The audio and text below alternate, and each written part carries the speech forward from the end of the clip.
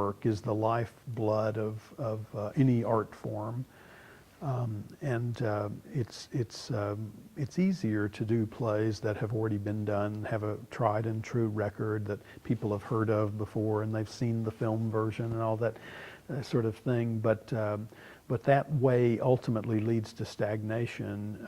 We want to create a theater here that ultimately provides opportunities for writers. I believe, most of us believe, that the writer is the central player in the art form of theater. Without the writer, there's nothing else. And so we're trying to develop a theater in which writers can come and submit work with the understanding that they have, and I'm borrowing this phrase from George Devine, who created the Royal Court Theatre in London 54 years ago. But Devine wanted a theater where the writer had the right to fail and felt comfortable doing so. And of course, his belief was that if a writer fails often enough, they will then succeed. And his 54 years later, his philosophy has proven accurate in a very large way. The Royal Court is arguably the most important theater in the world, and certainly in the English-speaking world, in terms of the people and the plays that it turns out regularly. And we don't have that so much in the United States. There aren't theaters where writers feel comfortable failing.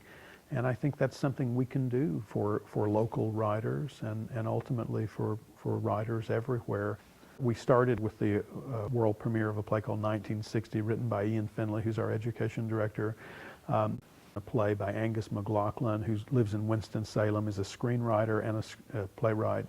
The play is called Southeastern Center for Contemporary Arts, which is similar to the name of a museum in Winston-Salem. And Angus's idea, it's a comedy, but it's about a young man who wants to be an artist in that community and how difficult that is in a community where the arts are not perhaps understood or respected as much as would be useful for that community. A Raleigh playwright named Kelly Doyle will have a play presented here. Kelly has a master's from Brown University, which is the significant playwriting school in the United States right now. And so Kelly is quite an accomplished writer, but she's never had a play presented in a fully mounted, production. And so we're giving her something that she's not had yet. And I think that will lead to her development as a writer. And then after that, we'll go on from there, and we'll keep adding. And we're trying our best to get the word out that we want, if you have a play and you think it fits in with what we're trying to do here at Burning Coal, that we want it, and we will do it.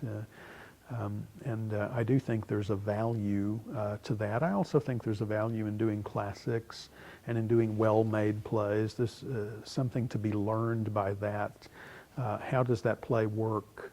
Why does it work? And in the case of Shakespeare or other classicists, how does it work today versus how perhaps it worked 400 years ago when it was written? And so we're constantly weighing the new and the ancient, if you will, to see what each has to offer to the other one. I think it was also George Devine. I'm going to quote, you may get an idea that I liked this man's life's work, but he said that one should produce new plays as if they were classics, and classics as if they were new plays. And I think there's something in that.